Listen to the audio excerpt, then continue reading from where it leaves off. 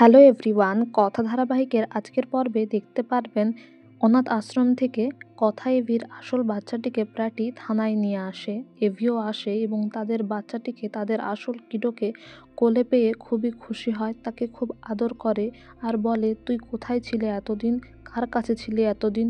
তারপর তাকে খুব আদর যত্ন করে ঠিকই, কিন্তু এভি বলে, আর দুদিন আগে যদি তোকে আমরা খুঁজে পেতাম তাহলে আজকে আমাকে আর এত মিথ্যে কথা বলতে হতো না। আমি বুঝতে পারছি না আমি কি করব।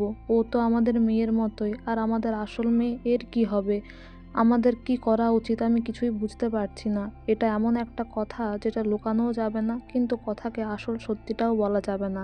তারপর প্রত্যয়কে বলে ডাক্তারের সঙ্গে একবার কথা বলতে হবে, কথাকে কি সব সত্যিটা জানানো যাবে। তারপর ডক্টরের থেকে অ্যাপয়েন্টমেন্ট নিয়ে নেয় এভি, আর এভি আর প্র্যাটি মিলে ডক্টরের কাছে যায় এবং ডক্টরকে সমস্ত ঘটনা খুলে বলে। ডাক্তার বলে, অ্যাজ এ ডক্টর আমি কখনোই বলবো না পেশেন্টের অ্যাটাক হোক এমন কোনো কাজ আপনারা করুন, কারণ তার মেন্টাল স্থিতি একদম ঠিক নেই। তেমন আমি এটাও বলতে পারি না যে বাচ্চাটিকে আগের পর্যায়ে রেখে দিয়ে আসুন। তাই আপনাদেরকে একটা অল্টারনেটিভ পথ খুঁজে বের করতে হবে, সেটা আপনাদেরকেই ভেবে দেখতে হবে।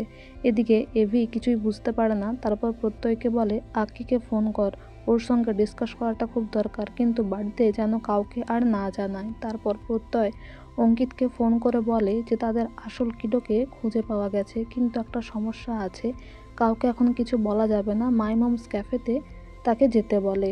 তারপর আক্কি ফোনটা রাখে আর জুনিকে বলে আমাদেরকে এক্ষুনি বেরোতে হবে, কিন্তু ঠিক সেই সময় কথা চলে আসে।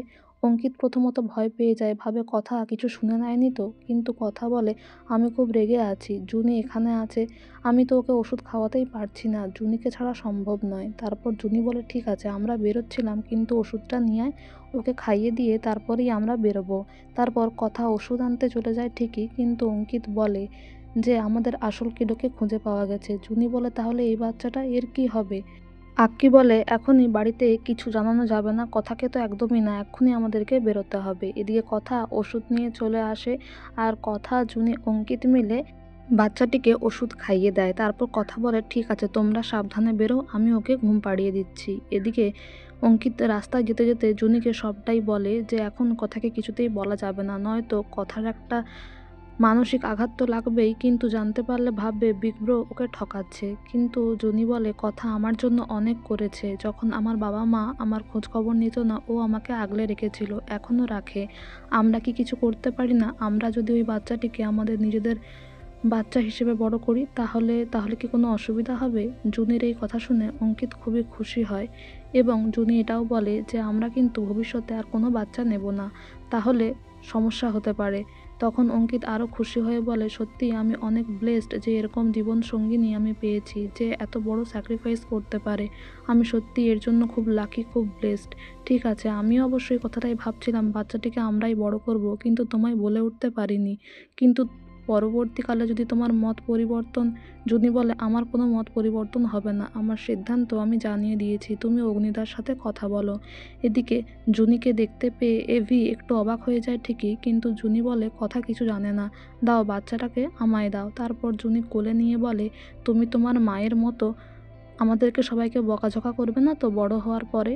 এদিকে এভি বলে, আমার একটা বড় ভুল হয়ে গেছে, কথাকে ভালো রাখার জন্য কি করতে গিয়ে কি করে ফেললাম, দুটো বাচ্চার ভবিষ্যতের প্রশ্ন, আমি কি করব বুঝে উঠতে পারছি না। অঙ্কিত বলে, আমি আর জুনি রাস্তায় আস্তে আস্তে একটা সিদ্ধান্ত নিয়েছি, আমরা তোদের বাচ্চাটাকে নিজেদের বাচ্চার করে বড় করব, তোদের মেয়েকে আমরাই বড় করব, অনেক যত্নে রাখবো, তুই আর হেজিটেট করিস না, বাচ্চাটিকে আমাদেরকে দিয়ে দে। প্রথমে এভি বুঝে উঠতে পারে না কি বলবে, কিন্তু অঙ্কিত বলে, দেখ আর যা কিছু হয়েছে আমার মায়ের জন্যই তো হয়েছে, প্রায়শ্চিত্ত করার একটা সুযোগ দে। আর তার থেকেও বড় কথা, জুনি বলে যে কথা আমার জীবনে অনেক আলো এনে দিয়েছে, অনেক যত্নে রেখেছে, তোমার মতো অভিভাবক পেয়েছি আমি, অঙ্কিত বাবুর মতো স্বামী পেয়েছি, আর কি চাই, এই বাচ্চাটা আমাদেরকেই দিয়ে দাও, আমরাই বাবা মা হিসেবে ওকে বড় করব। অঙ্কিত বলে, দেখ আমার মা একটু অন্যরকম ছিল বলে তাই কেউ ঘেঁষতে পারেনি তার কাছে, কিন্তু কথা জুনি ওরা তো ভালো মানুষ, ভবিষ্যতে ভালো মাও হবে ফর শিওর, তুই আর না করিস না, বাচ্চাটিকে আমাদেরকে দিয়ে দে, আমরা নিজের মেয়ের মতো করে তোদের সন্তানকে বড় করব। আর অঙ্কিত এটাও বলে যে বাচ্চাটা একই বাড়িতে থাকবে, তোর কথার সামনেই থাকবে, তুই আর না করিস না। আর তাছাড়া আমি আর জুনি সিদ্ধান্ত নিয়েছি আমরা আর কোনোদিন বেবি নেব না। এ কথা শুনে এভি বুঝে উঠতে পারে না কিভাবে রিয়াক্ট করবে, সে চুপ করে যায়। তো বন্ধুরা, এই ছিল আজকের কথা ধারাবাহিকের আপডেট। আগামী আপডেট জানতে আমাদের সঙ্গে যুক্ত থাকুন। Thank you.